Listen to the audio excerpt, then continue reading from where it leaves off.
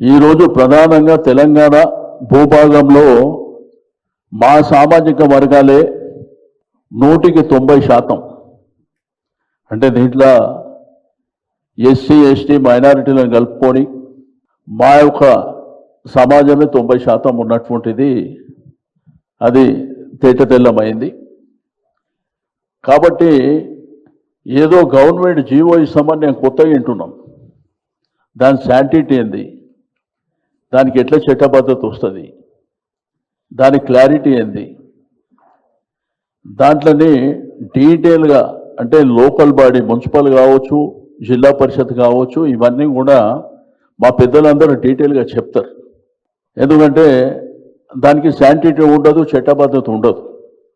ఇది ముఖ్యమంత్రి గారు ఆ తీర్మానం పెట్టేటప్పుడు అసెంబ్లీలో చెప్పింది, డెలిగేషన్ ఢిల్లీకి తీసుకుపోతామంటే మేము ఆల్ పార్టీస్ తీసుకుపోతామంటే మేము కూడా వస్తామని చెప్పినాం. కానీ ఇప్పటివరకు అతిగతి లేదు. ఆయన ముఖ్యమంత్రి గారు ఢిల్లీకి తిరుగుతూనే ఉన్నారు, కానీ మా సామాజిక వర్గాల పట్ల మాత్రం వారు అసెంబ్లీలో మాట్లాడినంత మరి ఉరుకులాట ఎక్కడ కనిపిస్తలేనటువంటి సందర్భం మనం చూస్తున్నాం. రెండోది, మా సామాజిక వర్గాలు ఏం బిచ్చగాన్లు కాదు. మాకు బలము శక్తి ఉన్నటువంటి వ్యక్తులం. మేము అనుకుంటే రాజకీయ వ్యవస్థలో చాలా మార్పులకు కూడా దారితీస్తాయి. ఇవన్నీ అంశాలు మీరు ఓసారి ఏంటంటే ఢిల్లీలో రాహుల్ గాంధీ గారు పార్లమెంట్లో చెప్తున్నారు తెలంగాణ మోడల్ అంట. అసలు చేసిందే తప్పుల తడక. 16% ఇంకా రాలేదని ముఖ్యమంత్రి గారే స్వయంగా చెప్పిన తర్వాత రాహుల్ గాంధీ గారు పార్లమెంట్లో చెప్తున్నారు. దీనికి చట్టబద్ధత లేకుండా ఎలక్షన్ పోవడానికి వీల్లేదు. ఒకటి, ఇది మా ప్రధానమైనటువంటి డిమాండ్. మీరు తూతుమంత్రంగా జీవో ఇచ్చి మీరు మళ్ళా ఎవరినో మీ వాళ్ళనే కోర్టుకు పంపించి దాన్ని చెల్లకుండా చేసి ఎలక్షన్లని డ్రాగాన్ చేసి మీ కుట్ర దాంట్లో క్లియర్గా కనిపిస్తుంది. కాబట్టి రెండోది ఏంటంటే పార్టీల పరంగా ఇస్తామని చెప్పి మాట్లాడారు.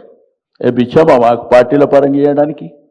రైట్ రాయల్గా మాకు రావాల్సినటువంటి హక్కు, అంతేగాని మేము బిచ్చమేసి తీసుకోవడానికి ఇక్కడ సిద్ధంగా లేం. మాకు రైట్ రాయల్గా. రెండోది ఏంటంటే కులగణన మేమే చేసినాం, మేము బీసీల కోసం పోరాటం చేస్తున్నాం, బీసీలకు చేయాలనే సంకల్పం ఉంది. అంటే ఈ తెలంగాణ రాష్ట్ర ప్రభుత్వంలో nominated either MLC, either Rajya Sabha చైర్మన్లు, మంత్రివర్గం, ఇవన్నీ మీ చేతిలో ఉన్నటువంటి మాత్రం చేయలే ఇప్పటిదాకా. ఆ లిస్టు మీకు తెప్పించి పంపిస్తాం. ఇవేమో చట్టానికి సంబంధం లేదు, పార్లమెంట్లో పాస్ కావాల్సినటువంటి అవసరం లేదు. మీ చేతిలో ఉన్నాయేమో మీరు చేయలే. అంటే మాకెంత గంభీరంగా మీరు మాట్లాడుతున్నారంటే మేమేదో నిజంగా చేసేస్తున్నామని ఆ అభూత కల్పన ఏదైతే సృష్టించారో, కామారెడ్డిలో ఏదైతే సృష్టించారో ఆ కామారెడ్డి డిక్లరేషన్కి అనుగుణంగా మళ్ళీ సృష్టిస్తున్నారు. మా వాళ్ళ మీద మీకు ఇట్లా ఆ కమిట్మెంట్ ఉంటే మీకు ఉన్నటువంటి ఆ పదవుల విషయంలో మా వాళ్ళ అర్హులు కాదా చెప్పవలసినటువంటి అవసరం ఉన్నది.